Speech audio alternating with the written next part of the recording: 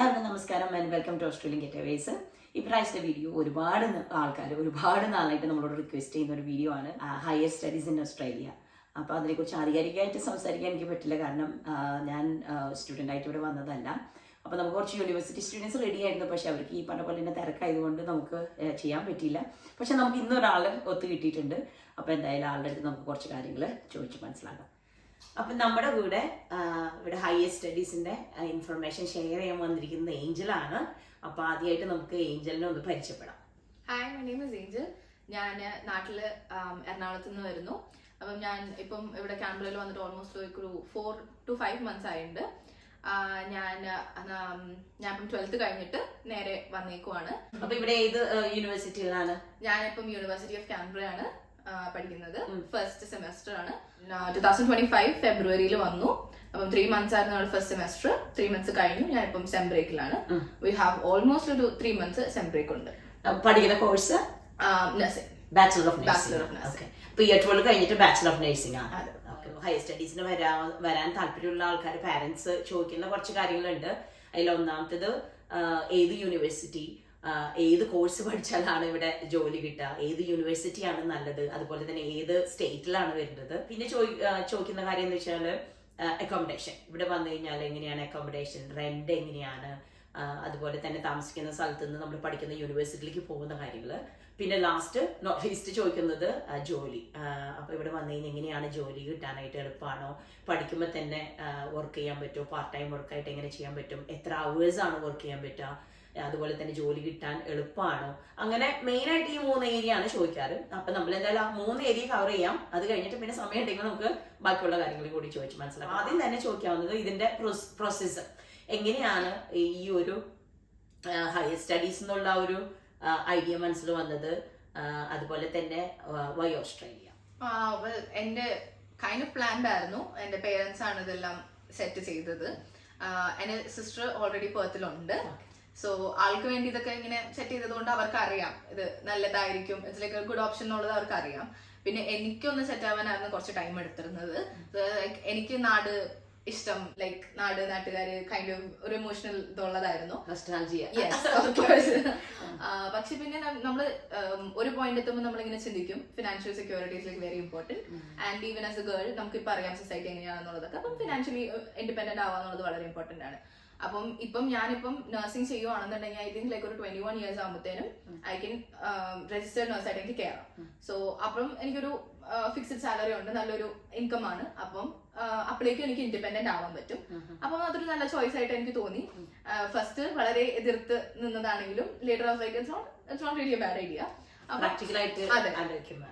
ചേച്ചി ഇവിടെ ഉള്ളതുകൊണ്ട് അതും ഒരു ഈസി ആയിട്ട് കാര്യങ്ങളൊക്കെ അറിയാൻ. അതെ, ആളിന്റെ ഇങ്ങനെ എക്സ്പീരിയൻസസ് ആണെങ്കിലും നമുക്ക് അറിയാൻ പറ്റും എന്തൊക്കെ പോസിറ്റീവ്സ് ഉണ്ട്, എന്തൊക്കെ നെഗറ്റീവ്സ് ഉണ്ട്, എനിക്കത് എന്താ പറയാ താങ്ങാൻ പറ്റുമോ എന്നുള്ളതൊക്കെ ഞാൻ എന്താ എക്സ്പെക്ട് ചെയ്യേണ്ടതെന്നുള്ളതിന്റെ ഒരു ഐഡിയ എനിക്കുണ്ടായിരുന്നു. കാരണം ചേച്ചി ഇതൊക്കെ പറഞ്ഞു തരുമായിരുന്നു. അപ്പൊ ചേച്ചി ഇവിടെ ഉള്ളത് കൊണ്ടാണ് ഓസ്ട്രേലിയ തന്നെ. ചേച്ചി എവിടെയുള്ളത്? ചേച്ചി പെർത്തിൽ. അപ്പൊ അതുകൊണ്ടാണ് ഓസ്ട്രേലിയ തന്നെ നോക്കാം. അതെ, ഐ മീൻ ലൈക്ക് ഫാമിലി ആരെങ്കിലും ഒക്കെ വന്ന് ഒരു പരിചയമുള്ള സ്ഥലമായിരിക്കുമല്ലോ നമുക്ക് കുറച്ചും കൂടെ നല്ലതായിട്ട്. വേറെ ആരെങ്കിലും വേറെ ഉണ്ട്, എല്ലാരും പെർത്തിലുണ്ട്. കുറച്ച് പേരുണ്ട്. അപ്പം അവരാണെങ്കിലും എന്താ പറയാ പോസിറ്റീവ്സും നെഗറ്റീവ്സും ഒക്കെ പറഞ്ഞു തരും. ചേച്ചി ഇപ്പൊ പോയിട്ട് ലൈക്ക് ഒരു 2-3 years ആയിട്ടുള്ളൂ. പക്ഷെ അവര് കുറച്ചും കൂടെ നാളായി, അവരിപ്പോ ഫാമിലി ആയിട്ട് ഇവിടെ ഉള്ളവരാണ്. അപ്പൊ അവർക്കും കുറച്ചും കൂടെ കാര്യങ്ങളൊക്കെ അറിയാവുന്നത് കൊണ്ട് പിന്നെ നഴ്സിംഗ് തന്നെയാണ് പഠിക്കുന്നത്. അപ്പൊ ചേച്ചി 12th കഴിഞ്ഞിട്ട് ഇങ്ങോട്ട് വരുമായിരുന്നു. അപ്പൊ പിന്നെ ചേച്ചിയുടെ പാത പിന്തുടർന്നുള്ള രീതിയിലായതുകൊണ്ട് നമുക്ക് എക്സാം കഴിഞ്ഞിട്ട് തന്നെ ഇങ്ങനെ എക്സാം മറ്റേ PG 12th എക്സാം കഴിഞ്ഞപ്പോ തന്നെ PGയുടെ എക്സാം എഴുതി. അധികം ടൈം ഒന്നും അങ്ങനെ വേസ്റ്റ്. അതാണ് ഒരു റിക്വയർമെന്റ്. അപ്പൊ ഇയർ 12 കഴിഞ്ഞിട്ടാണ് നമ്മൾ ഇങ്ങോട്ട് വരുന്നത്. അപ്പൊ ഇയർ 12 കഴിഞ്ഞിട്ട് നമുക്ക് PT എന്ന് പറഞ്ഞിട്ടുള്ള എക്സാം ആണ്, ആ ഒരു ഇംഗ്ലീഷ് ടെസ്റ്റ്. അതിനെങ്ങനെയാ അതിന്റെ സ്കോറും കാര്യങ്ങളും? സോ നമുക്ക് ഇതർ ലൈക്ക് IELTS നോക്കാം അല്ലെങ്കിൽ PG നോക്കാം. ഞാൻ എഴുതിയത് PG ആയിരുന്നു, അതുകൊണ്ട് എനിക്ക് കൂടുതൽ അറിയാവുന്നത് PG നെ കുറിച്ചാണ്. അപ്പം IELTS I think is like 7.5 or something approx. പക്ഷെ PG ഇറ്റ്സ് ലൈക്ക് 65. എന്നിട്ട് അത് ലൈക്ക് ലാസ്റ്റ് ഇയർ ആയിരുന്നു. ആൻഡ് അവര് ചിലപ്പം സ്കോർ കൂട്ടാൻ സാധ്യതയുണ്ട്. And right now it's like 70 or something. അപ്പം നമ്മള് 1 month കോഴ്സ് പഠിക്കുക, അല്ലെങ്കിൽ പിന്നെ യൂട്യൂബിലായാലും നമുക്ക് ട്രെയിനിങ്ങുകളുണ്ട്. പിന്നെ കോഴ്സ് പഠിക്കാൻ നമുക്ക് അവിടെ നാട്ടിലായുള്ള ഫെസിലിറ്റി എന്തെങ്കിലും? നാട്ടിൽ ഞാനിപ്പോ പഠിച്ചത് സാന്റമോണിക്കയിലാണ്. അത് അവിടെ വീടിന്റെ അടുത്ത് അങ്കമാലി ഞങ്ങള് സാന്റാ മോണിക്ക. അവിടുത്തെ ടീച്ചറൊക്കെ നല്ല ഒരു ഇതായിരുന്നു. ഞങ്ങള് almost every days mock test ചെയ്യുമായിരുന്നു. ലൈക്ക് ആൽഫ PT എന്ന് പറഞ്ഞിട്ട് ഒരു സൈറ്റ് ഉണ്ട്. അപ്പൊ നമ്മൾ എല്ലാ ദിവസവും അതിൽ മോക്ക് ടെസ്റ്റ് ഒക്കെ ചെയ്ത് ഇമ്പ്രൂവ് ആയിട്ട് വരാണ്. എനിക്ക് തോന്നുന്നു PGക്ക് ലൈക്ക് ഒരു നാക്ക് ഉണ്ട്. അപ്പം അത് ക്രാക്ക് ചെയ്ത് കഴിഞ്ഞു കഴിഞ്ഞാൽ it's okay. But like unless until you get it, അത് കുറച്ച് ട്രിക്കിയാണ്. സാന്റാ മോണിക്കയിൽ എനിക്ക് അത്യാവശ്യം അതായിരുന്നു. ഫസ്റ്റ് ടൈം ട്രൈ ചെയ്തപ്പോ തന്നെ എനിക്ക് ലൈക്ക് കിട്ടി, ലൈക്ക് പാസ് ആവാൻ പറ്റി. അപ്പൊ ഈ എക്സാം കഴിഞ്ഞിട്ടാണ് ഈ ഒരു ഇതിന് പോയത്. അപ്പൊ എക്സാം ഏകദേശം ഒരു ഏത് സമയത്താണ്? Exam I think was like April കഴിഞ്ഞു. അത് കഴിഞ്ഞിട്ട് പിന്നെ ഈ ഒരു കോഴ്സ് അത് എങ്ങനെ 1 month ആണ്? 1 month. ഓക്കെ, അത് നമുക്ക് ഡിസൈഡ് ചെയ്യാം. ലൈക്ക് ഇപ്പൊ നമ്മള് മോക്ക് ടെസ്റ്റ് ചെയ്യുമ്പോൾ അറിയാലോ നമുക്ക് എങ്ങനെ ഇമ്പ്രൂവ്മെന്റ് എങ്ങനെയാണ്. അപ്പൊ നമ്മളിപ്പോ 1 month കഴിഞ്ഞിട്ട് ഒരു മോക്ക് എടുക്കുമ്പോൾ നമുക്ക് സ്കോർ ലൈക്ക് ആവശ്യമുള്ള സ്കോറിനേക്കാളും കുറവാണെങ്കിൽ then continue to study for like another month or like 2 more weeks something. എന്നിട്ട് നമ്മൾ ബെറ്റർ ആയിട്ട് we are confident enough നമുക്ക് പോയി എക്സാം എഴുതാം. പിന്നെ PTയുടെ എന്താന്ന് വെച്ച് കഴിഞ്ഞാൽ എല്ലാം കമ്പ്യൂട്ടറിലാണ്. സോ ലൈക്ക് പിന്നെ there is like a few ഇത് പറഞ്ഞ ട്രിക്സ് ഉണ്ട് നമ്മുടെ വോയിസ് മോഡുലേഷൻ അനുസരിച്ചൊക്കെ. If like confident if you have like a really deep kind of voice, അവർക്ക് അതൊരു പ്ലസ് പോയിന്റ് ആണ്. അങ്ങനത്തെ കുറച്ച് കാര്യങ്ങളൊക്കെ ഉണ്ട് PTയിൽ. അപ്പൊ ആ ഒരു ട്രിക്ക് ഒക്കെ നമ്മളൊന്ന് ക്രാക്ക് ചെയ്ത് കഴിഞ്ഞാല് നമുക്ക് ഈസി ആയിട്ട് PT IELTS പോലെ തന്നെയാണോ റീഡിംഗ്, അതായത് സ്പീക്കിംഗ്, ലിസണിംഗ്, അങ്ങനെ പല മോഡ്യൂൾസ് ആയിട്ട് ലിസണിംഗ്, സ്പീക്കിംഗ്, റീഡിംഗ്, റൈറ്റിംഗ്. അത് നമുക്ക് ഏതും ചൂസ് ചെയ്യാം. നമുക്ക് IELTS വേണമെങ്കിൽ അത് ചെയ്യാം, അല്ലെങ്കിൽ ഇതർ IELTS അല്ലെങ്കിൽ PT ആണ്. പിന്നെ ഈ 4 മോഡ്യൂൾസിലും ഒരു ലിമിറ്റ്, ഒരു ആവറേജ് സ്കോർ ഉണ്ട്, അത് കിട്ടണം. എന്നാൽ മാത്രമേ നമുക്ക് ഇത് ചെയ്യാൻ പറ്റുള്ളൂ. പിന്നെ ഈ പറഞ്ഞ പോലെ വെരി കോംപ്ലിക്കേറ്റഡ് അല്ല. പക്ഷെ നമ്മള് ഇതില് ഇപ്പൊ റീഡിങ്, റൈറ്റിംഗ്, ലിസണിങ്, സ്പീക്കിംഗ് നമ്മൾ പറയുമ്പോ നമ്മൾ അതിന് ഭയങ്കര ആക്സെന്റ് ഇട്ട് സംസാരിക്കണം എന്നല്ല. It just has to be clear. നമ്മൾ കൺവേ ചെയ്യുന്ന മെസ്സേജ് ക്ലിയർ ആയിരിക്കണം. That's it. അല്ലാതെ നമ്മളിപ്പോ ഓസ്ട്രേലിയക്ക് പോകുന്നത് അങ്ങനെയില്ല. പക്ഷെ ഈ പറഞ്ഞ പോലെ ആക്സെന്റിന്റെ ഇത് വരുന്നത് ലിസണിങ് ഉണ്ട്. അപ്പൊ ലിസൺ ചെയ്തിട്ട് will have some information from the story they're saying or something like that, and then we grab that information and we have to write it something. അതിനെ കുറിച്ച് എന്തെങ്കിലും എഴുതാനുണ്ടാവും. അപ്പൊ അങ്ങനെ വരുമ്പോൾ നമ്മളത് മനസ്സിലാക്കാൻ പറ്റണം നമുക്ക്. അത് മാത്രം മനസ്സിലാക്കാൻ പറ്റുന്നുണ്ടോ എന്നുള്ളത് നമ്മള് അപ്പൊ അത് ക്ലിയർ ചെയ്യണം ഫസ്റ്റ്. പിന്നെ നമ്മുടെ ഇയർ 12ന്റെ ആവറേജ് ഒരു സ്കോർ ഉണ്ട്. It's like I think it's 75%, around 75%. And nursing ആണ് ചൂസ് ചെയ്യുന്നുണ്ടെങ്കിൽ ഐ തിങ്ക് ബയോമാക്സ് തന്നെ വേണം.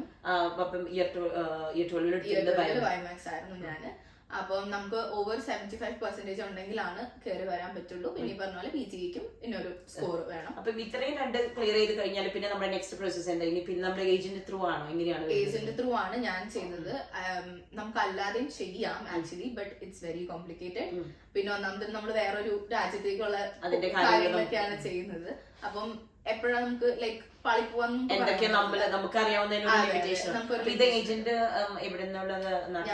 ഇവിടെ എറണാകുളത്ത് തന്നെ, I think like proper Ernakulam city ആ ഒരു ടൈപ്പ് സ്ഥലത്ത് ഒരു ഗ്ലോബൽ ഡെലേനോ എന്ന് പറഞ്ഞിട്ട് ഒരു ഏജന്റ് ത്രൂ ആണ്. അപ്പൊ എന്റെ ചേച്ചിയും എന്റെ ഫാമിലി മെമ്പേഴ്സ് എല്ലാം ഫാമിലി ആയിട്ട്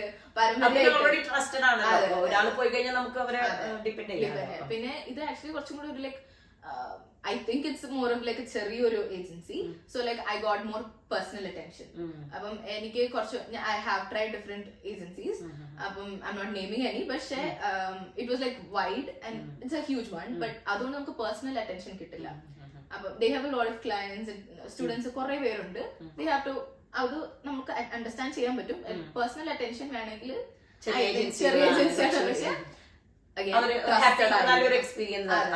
പിന്നെ ട്രസ്റ്റഡ് ആയിരിക്കണം. ചെറിയ ഏജൻസി എന്ന് പറയുമ്പോൾ നമുക്കിപ്പം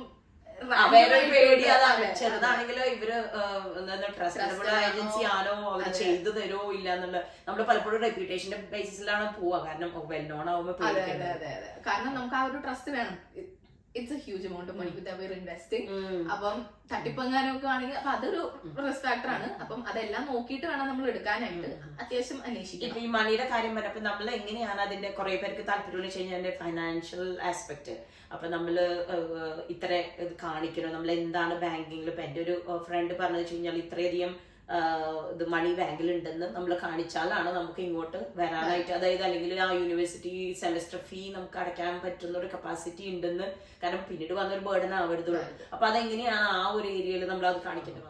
നമുക്കിപ്പം ലൈക്ക് യൂണിവേഴ്സിറ്റി ഫീസും ഇവിടെ ഒരു സർവൈവൽ, അതായത് ലൈക്ക് ഫുഡ് അങ്ങനത്തെ കാര്യങ്ങൾ, റെന്റ് അങ്ങനത്തെ കാര്യങ്ങളൊക്കെ നമുക്ക് അഫോർഡ് ചെയ്യാൻ പറ്റുമെന്ന് കാണിക്കാൻ വേണ്ടി ലൈക്ക് ഒരു അത് actually depends on the university ആണ്. ചിലവർക്ക് ഇറ്റ്സ് ലൈക്ക് 70 lakhs, ചിലവർക്ക് ഇറ്റ്സ് ലൈക്ക് 50 lakhs.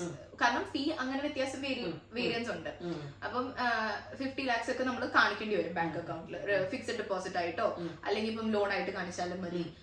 നമുക്ക് എഡ്യൂക്കേഷണൽ ലോൺസ് എന്തെങ്കിലും ഒക്കെ എടുക്കാൻ പറ്റും. അല്ലെങ്കിൽ ഇപ്പം ഫിക്സഡ് ഡെപ്പോസിറ്റ് കുറച്ച് ലോൺ കുറച്ച് അങ്ങനെയാണെങ്കിലും I think it's possible. Combination ആയാലും കാണിച്ചാൽ മതി നമ്മള്. പിന്നെ അത് നമുക്ക് ഫീലേക്ക് പിന്നെ ലോണിൽ നിന്നും അടയ്ക്കാം, ഇതിൽ നിന്നും അടയ്ക്കാം. പക്ഷെ മൊത്തം പോകുന്നത് നമുക്ക് നിർബന്ധമല്ല. കാരണം നമ്മൾ ഇവിടെ വന്ന് ഒരു ജോലി ആയി കഴിഞ്ഞ് കഴിഞ്ഞാൽ നമുക്ക് കോൺട്രിബ്യൂട്ട് ചെയ്യാലോ. അതുകൊണ്ട് ഫുള്ള് കാണിച്ച എമൗണ്ട് നമ്മൾ ഫുള്ള് പേ ചെയ്യേണ്ട ആവശ്യമില്ല. ഒരു സെമസ്റ്ററിൽ ഇപ്പൊ എത്ര ഫീ അതാണോ നമ്മൾ ആദ്യം അടയ്ക്കേണ്ടത്? ഫസ്റ്റ് സെമസ്റ്റർ ഫീ ആണ് നമ്മള് ഫുള്ളായിട്ട് നമ്മളിൽ നിന്ന്. അത് ഏകദേശം എത്ര വരും? ഓൾമോസ്റ്റ് 8 lakhs വരും. അപ്പൊ ആ ഒരു എമൗണ്ട് ആണ് ഇപ്പൊ ഇവിടെ വന്നിട്ട് ഇപ്പൊ വന്ന് 4 months അതിന്റെ ഉള്ളിൽ ട്രാൻസ്ഫർ ചെയ്യുന്നത്. പിന്നെ ഈ പറഞ്ഞ പോലെ ഫ്ലൈറ്റ് എക്സ്പെൻസസ്, പിന്നെ വരുമ്പോ നമുക്ക് കുറച്ചിങ്ങനെ ഗ്രോസറി വാങ്ങാനുണ്ടാവും. ലൈക്ക് ഫസ്റ്റ് ടൈം വാങ്ങിക്കുമ്പോൾ നമ്മൾ കുറച്ചധികം സാധനങ്ങൾ വാങ്ങിക്കേണ്ടി വരും. ഇനിയിപ്പം ഞാനെന്ന് പറഞ്ഞാണെങ്കിൽ ആക്ച്വലി എനിക്ക് ഹോം കുക്ക്ഡ് ഫുഡ് എന്നുള്ളൊരു ഇതാണ്. അതുകൊണ്ട് ഇപ്പൊ പറഞ്ഞ പോലെ കുക്കർ വരെ ഞാൻ നാട്ടിൽ നിന്ന് കൊണ്ടുവന്നായിരുന്നു. ലൈക്ക് കുക്കർ, സ്റ്റീമർ, ലൈക്ക് പിന്നെ ഇഡ്ലി തട്ട്, അതൊക്കെ നാട്ടിൽ നിന്ന് ഇങ്ങോട്ട് ഞങ്ങളൊക്കെ കല്യാണം കഴിഞ്ഞ് വരുമ്പോ കൊണ്ടുവന്ന പോലെ കല്യാണം കഴിഞ്ഞ് വേറൊരു വീട്ടിൽ പോകുന്ന പോലെയാണ് ശരിക്കും എല്ലാം കേറ്റി കൊണ്ട് വന്നിട്ടുണ്ടായിരുന്നു. അപ്പം അതുകൊണ്ട് എനിക്ക് എക്സ്പെൻസ് കുറച്ച് കുറവായിരുന്നു. കാരണം ഇപ്പൊ ഇവിടെ ഇന്ത്യൻ കടയിൽ പോയിട്ട് നമ്മൾ അങ്ങനെ എന്തെങ്കിലും വാങ്ങുകയാണെന്നുണ്ടെങ്കിൽ it's like super expensive. Cooker കിട്ടും, ഇവിടെ നാട്ടിലെ സാധനങ്ങൾ ഒരു ഇതെല്ലാം മൺചട്ടി എല്ലാം കിട്ടും. അതിന്റെ ഡബിൾ പൈസ, ക്രേസി എക്സ്പെൻസ്. അപ്പൊ ഇനിഷ്യൽ എക്സ്പെൻസ് കുറച്ച് ഉണ്ടാവും, അതൊക്കെ വീട്ടിൽ നിന്ന് കവർ ചെയ്യേണ്ടി വരും. അത് കഴിഞ്ഞ് ഇവിടെ ഒരു ജോലി ആയി കഴിഞ്ഞു കഴിഞ്ഞാല് the pay is actually decent. കാരണം നമുക്ക് ഇവിടെ സർവൈവ് ചെയ്യാനായിട്ട് കൂടുതൽ അങ്ങനെ ലാവിഷ് ആവാതെ ഒരു അതെ ബഡ്ജറ്റിലൊക്കെ ഒന്ന് ജീവിച്ചു പോയി കഴിഞ്ഞു കഴിഞ്ഞാൽ ഡീസെന്റ് ആയിട്ട് ജീവിക്കാനുള്ള ഒരു എമൗണ്ട് നമുക്ക് കിട്ടും. അപ്പം ഈ എമൗണ്ട് നമ്മൾ കാണിച്ചു. പിന്നെ ആ ഒരു എത്ര സമയം, ഇപ്പൊ ജൂൺ ജൂലൈ ആ സമയത്താണല്ലോ ആ ഒരു എക്സാം എഴുതി കഴിഞ്ഞത്. അത് കഴിഞ്ഞിട്ട് പിന്നെ ഇവിടെ വന്നത് എന്നാ ജനുവരിയിൽ വന്നു. അപ്പൊ ആ ഒരു ടൈം പീരീഡ് ഫുൾ അത് പ്രോസസിങ് ടൈം ആണ്. അതൊരു ഇച്ചിരി കൈൻഡ് ഓഫ് ലോങ് ആണ്. ലൈക്ക് 9 months നമ്മള് ഒന്നും ചെയ്യുന്നില്ല. പക്ഷെ നമുക്കിപ്പോ ലൈക്ക് വേണമെങ്കിൽ എക്സ്പീരിയൻസ് നമുക്ക് പാർട്ട് ടൈം ആയിട്ട് സൂപ്പർ മാർക്കറ്റ്സിലോ അവിടെ എന്തെങ്കിലുമൊക്കെ വർക്ക് ചെയ്തിട്ട് നമുക്ക് ആ ഒരു എക്സ്പീരിയൻസ് കൊണ്ട് ഇവിടെ കാണിക്കുവാണെന്നുണ്ടെങ്കിൽ നമുക്ക് ജോബ് കിട്ടാനായിട്ട് കുറച്ചുകൂടി എളുപ്പമുണ്ടാവും. അപ്പൊ നമ്മൾ വെറുതെ ഇരിക്കണം ഒരു നിർബന്ധമില്ല. We can go for something. നമുക്ക് പക്ഷെ അതിന്റെ ബാക്ക്ഗ്രൗണ്ടിൽ പ്രോസസ് നടന്നുകൊണ്ടിരിക്കുന്നുണ്ട്. അപ്പൊ നമുക്ക് ഈ ഫെബ്രുവരിയിലാണ് ഒരു ഇൻടേക്ക് യൂണിവേഴ്സിറ്റിയിലുള്ളത്. ഫെബ്രുവരിയിലും ഉണ്ട്, ജൂലൈയിലും ഉണ്ട്, 2 ഇൻടേക്ക്. പക്ഷെ ജൂലൈയിൽ എടുത്തു കഴിഞ്ഞാൽ കുറച്ച് ഒരു റഷ് ആയിരിക്കും. കാരണം ഏപ്രിൽ മെയിലേക്കും എക്സാം കഴിഞ്ഞിട്ട് അപ്പൊ തന്നെ ജൂലൈയിലേക്ക് പിന്നെ ആ ഒരു ടൈം പീരീഡ് ഉണ്ടല്ലോ. വിസ വരാനായിട്ട് കുറച്ച് സമയം. അപ്പം ദാറ്റ് ഡിപെൻഡ്സ് ഓൺ ദ യൂണിവേഴ്സിറ്റിയുടെ ഒരു നമുക്കിപ്പം ലെവൽസ് ഉണ്ട്. ലെവൽ 1, ലെവൽ 2, ലെവൽ 3 ആയിട്ട് അങ്ങനെ ലെവൽസ് ഉണ്ട്. അപ്പം ഞാനിപ്പം പോകുന്ന യൂണിവേഴ്സിറ്റി ലൈക്ക് ലെവൽ 1. അതുകൊണ്ട് എനിക്ക് 1 month ആയിരുന്നു. പക്ഷേ ഇനിയിപ്പോ ലൈക്ക് ലെവൽ 2, ലെവൽ 3 ഒക്കെ വരുമ്പോഴത്തേനും ടൈം കൂടി വരും. ഐ മീൻ ലൈക്ക് 6 months വരെയൊക്കെ എടുക്കാം. ഐ തിങ്ക് ലെവൽ 3 ആണെങ്കിൽ 6 months 1 monthനുള്ള ലെവൽ 1 യൂണിവേഴ്സിറ്റി കാൻബറ ആയതുകൊണ്ട് കിട്ടി. ഫെബ്രുവരി ഇൻടേക്കിൽ നമ്മൾ ഇങ്ങോട്ട് വന്നു. അപ്പം ഇവിടെ ജനുവരിയിൽ വന്നു. ഓക്കെ നമ്മളിങ്ങോട്ട് വരുമ്പോൾ പല കാര്യങ്ങളും ശ്രദ്ധിക്കണമല്ലോ. അപ്പം ഇപ്പൊ നമ്മൾ ഈ ഫീസിന്റെ കാര്യം പറഞ്ഞു. പിന്നെ ഇവിടെ വന്നു കഴിഞ്ഞാൽ നമ്മുടെ ഇൻഷുറൻസും അതുപോലെ ഹെൽത്ത് അത് നമ്മൾ ആക്ച്വലി ഇവിടെ ലാൻഡ് ചെയ്യുന്ന ദിവസം തൊട്ടുള്ള ഹെൽത്ത് ഇൻഷുറൻസ് നമുക്ക് വേണം. അപ്പം അത് നാട്ടിൽ നിന്ന് തന്നെ നമ്മൾ ഏതാണെന്ന് വെച്ചാൽ പിന്നെ ഈ പറഞ്ഞ പോലെ യൂണിവേഴ്സിറ്റി നമുക്ക് ഓഫർ ലെറ്റർ തരുമ്പോൾ അതിൽ എഴുതിയിട്ടുണ്ടാവും ഇന്ന ഹെൽത്ത് ഇൻഷുറൻസ് ആയിട്ടാണ് ഞങ്ങൾക്ക് ടൈപ്പ് ഉള്ളത് എന്നുള്ളത്. ആ ഇൻഫർമേഷൻ അതിലുണ്ടാവും. നമുക്ക് ഓപ്ഷൻ ഉണ്ട്, വേണമെങ്കിൽ അത് എടുക്കാം. അപ്പം ഞാനത് വായിച്ചില്ല. സോ എല്ലാവരും വായിക്കുക. അപ്പം ഞാൻ വായിച്ചില്ല. അതുകൊണ്ട് ഞാൻ എന്തെങ്കിലും ജനറൽ പ്രാക്ടീഷണറിനെ ഒക്കെ കാണുവാണെന്നുണ്ടെങ്കിൽ I have to pay them. പിന്നെ ഞാനത് ക്ലെയിം ചെയ്യാൻ നിൽക്കണം. അപ്പം അതിന്റെ ഇൻവോയ്സ് എടുക്കണം, അല്ലെങ്കിൽ അതിന്റെ റെസീപ്റ്റ് എടുത്ത് ഫോട്ടോ എടുത്ത് അങ്ങനെ ക്ലെയിം ചെയ്യണം. അതൊരു it's not like very hectic, പക്ഷെ ഒരു ഇൻകൺവീനിയൻസ് ആണ്. പിന്നെ അല്ലെന്നുണ്ടെങ്കിൽ നമുക്ക് ടൈപ്പ് ഉള്ളതാണെങ്കിൽ ഡയറക്റ്റ് നാട്ടിൽ നിന്ന് തന്നെ ഇൻഷുറൻസ് നമ്മളായിട്ട് തന്നെ ചെയ്ത് ഇങ്ങോട്ട് വരാണ് ചെയ്തത്. അതാണ് നല്ലത്. അപ്പൊ നമ്മള് ഓഫർ ലെറ്റർ മര്യാദയ്ക്ക് വായിക്കുക. അപ്പൊ ഇത് ഏകദേശം എത്ര സമയം എടുക്കും ഈ ഒരു ഓഫർ ലെറ്റർ കിട്ടാനായിട്ട്? കണ്ടീഷണൽ ആക്ച്വലി എനിക്ക് തോന്നുന്നത് ഒരു അധികം ടൈം എടുക്കില്ല. നമുക്ക് ഫസ്റ്റ് ഒന്ന് യൂണിവേഴ്സിറ്റിയിൽ വെച്ച് കഴിയുമ്പോൾ തന്നെ നമുക്ക് കണ്ടീഷണൽ ഓഫർ ലെറ്റർ വരും. അത് കഴിഞ്ഞിട്ട് ഉള്ള കാര്യങ്ങളൊക്കെ ചെയ്ത് കഴിഞ്ഞാലാണ് നമുക്ക് അൺകണ്ടീഷണൽ ഓഫർ ലെറ്റർ. അതായത് ഈ കണ്ടീഷണൽ എന്ന് പറയുന്നത് ഡിപെൻഡിങ് ഓൺ യുവർ ഫൈനാൻഷ്യൽ അല്ല, കണ്ടീഷണൽ എന്ന് പറയുമ്പോൾ ചുമ്മാ നമ്മുടെ അക്കാഡമിക് കാര്യങ്ങളൊക്കെ ഇറ്റ്സ് ലൈക്ക് ഫസ്റ്റ് സ്റ്റെപ്പ്. പിന്നെ PG-യുടെ അതൊക്കെ കാണിച്ചു കൊടുത്തിട്ടുള്ള ഒരു ഫസ്റ്റ് ഇനിഷ്യൽ ആയിട്ടുള്ളത്. ലൈക് മോർ ഡീറ്റെയിൽഡ് ആയിട്ടുള്ളതാണ് അൺകണ്ടീഷണൽ വരുന്നത്. കൂടുതൽ അതിന്റെ കൂടെ കണ്ടീഷൻ എന്ന് പറഞ്ഞാൽ ഫസ്റ്റ് സ്റ്റെപ്പ് യുവർ എൻട്രി. പിന്നെ അൺകണ്ടീഷണൽ ബാക്കിയുള്ള എല്ലാ ഡോക്യുമെന്റ്സും ആഡ് ചെയ്ത് അപ്പൊ അതൊക്കെ നമ്മുടെ ഏജൻസി തന്നെ നമ്മളെ ചെയ്തോളും. അപ്പൊ അതൊന്നും നമ്മൾ എല്ലാവർക്കും കൊടുത്ത് അവര് അതനുസരിച്ച് ചെയ്തോളും. നമുക്കിപ്പം ലൈക് മൾട്ടിപ്പിൾ യൂണിവേഴ്സിറ്റീസിൽ വെക്കാം. അത് ഞാനൊരു എത്ര യൂണിവേഴ്സിറ്റിയിൽ ഇപ്പൊ യൂണിവേഴ്സിറ്റി കാൻബറയിലേക്കാണല്ലോ വരുന്നത്. അപ്പൊ UC ആണോ അങ്ങനെ നമ്മൾ പ്രയോറിറ്റി ലിസ്റ്റ് കൊടുത്തപ്പോ ഇത്ര യൂണിവേഴ്സിറ്റികൾ നമുക്ക് എത്ര വേണമെങ്കിലും കൊടുക്കാം. ലൈക് നോട്ട് അങ്ങനെയല്ല, ഒരു 3 to 4 or 5 യൂണിവേഴ്സിറ്റീസ് നമുക്ക് കൊടുക്കാം. ഞാൻ അങ്ങനെ കൊടുത്തായിരുന്നു. നമ്മൾ റിസർച്ച് ചെയ്യണം. പിന്നെ നമ്മളുടെ ലൈക് ഫാമിലിയോ അങ്ങനെ ആരെങ്കിലും ഒക്കെ ഉണ്ടെങ്കിൽ അതനുസരിച്ചും കൂടെ നമുക്കിപ്പം ലൈക് പുതിയൊരു സ്ഥലത്തേക്ക് വരുമ്പോൾ ആരില്ലെങ്കിൽ ഇറ്റ്സ് ഗോണ ബി സ്കാരി. അപ്പം അതില്ലാതെ ഫാമിലി ആരെങ്കിലും ഒക്കെ ഉള്ള സ്ഥലമാണെങ്കിൽ ദാറ്റ് വുഡ് ബി ബെറ്റർ. അപ്പൊ നമ്മുടെ പ്രിഫറൻസ് പോലെ. അപ്പൊ എനിക്ക് തോന്നുന്ന കണ്ടീഷണൽ ലെറ്റർ കിട്ടിയാലും അൺകണ്ടീഷണലിലേക്കുള്ള സ്റ്റെപ്സ് ചെയ്യണം എന്നുള്ളത് നമ്മുടെ ഡെസിഷൻ ആണ്. അല്ലെങ്കിൽ നമുക്ക് ആ കണ്ടീഷണൽ ഓഫർ ലെറ്റർ നമുക്ക് ഡിക്ലൈൻ ചെയ്യാം. നമ്മളൊന്നും പറയേണ്ട ആവശ്യമൊന്നും ഇല്ലെന്ന് തോന്നുന്നു. പിന്നെ അവർ നമ്മളെ കോൺടാക്ട് ചെയ്യും. എനിക്ക് ഈ യൂണിവേഴ്സിറ്റിയിലേക്ക് ഇന്റർവ്യൂ ഉണ്ടായിരുന്നു. ഇപ്പൊ ഈ യൂണിവേഴ്സിറ്റിയിൽ നമുക്ക് ഇത് വന്നു കഴിഞ്ഞാല് നമ്മളാണ് ചൂസ് ചെയ്യുന്നത് ഏത് യൂണിവേഴ്സിറ്റി നമുക്ക് എടുക്കണം എന്നുള്ളത് അല്ലെ. അപ്പം അത് കഴിഞ്ഞിട്ട് നമ്മൾ അവർ അപ്രോച്ച് പറയാണ് എനിക്ക് ഇന്ന യൂണിവേഴ്സിറ്റി ബാക്കി നമ്മള് ചെയ്യണം. അത് ഏജൻസി വഴി നമ്മൾ UC ആണ് സെലക്ട് ചെയ്തത്. Based on your research, you are happy with the University of Canberra. Okay. പിന്നെ ഈ പറഞ്ഞ പോലെ കണക്ഷൻസും ആരെങ്കിലും ബന്ധുക്കളും ഉള്ളതനുസരിച്ച് നമ്മൾ അവിടെ എവിടെയൊക്കെ ചൂസ് ചെയ്യും. അപ്പൊ ഈ വരുന്ന ഈ offer it depends on many things അല്ലെ. എല്ലാവർക്കും ഒന്നും എല്ലാ ഓഫറും കിട്ടണമെന്നില്ല. ചിലർക്ക് ചിലപ്പോൾ ഒരു യൂണിവേഴ്സിറ്റി ആയിരിക്കും കിട്ടാം, ചിലപ്പോൾ ചിലർക്ക് കൂടുതലായിട്ട് ഡിപെൻഡ്സ് നമ്മുടെ എന്താ അക്കാഡമിക് പെർഫോമൻസും കാര്യങ്ങളും. എല്ലാവർക്കും ഓപ്ഷൻസ് ഉണ്ടാവണം നിർബന്ധമില്ല. പിന്നെ ഓപ്ഷൻസ് ഇല്ലാതെ നമുക്ക് കുഴപ്പമില്ല, നമ്മൾ ചൂസ് ചെയ്യേണ്ട ആവശ്യമൊന്നുമില്ല. അല്ലെങ്കിൽ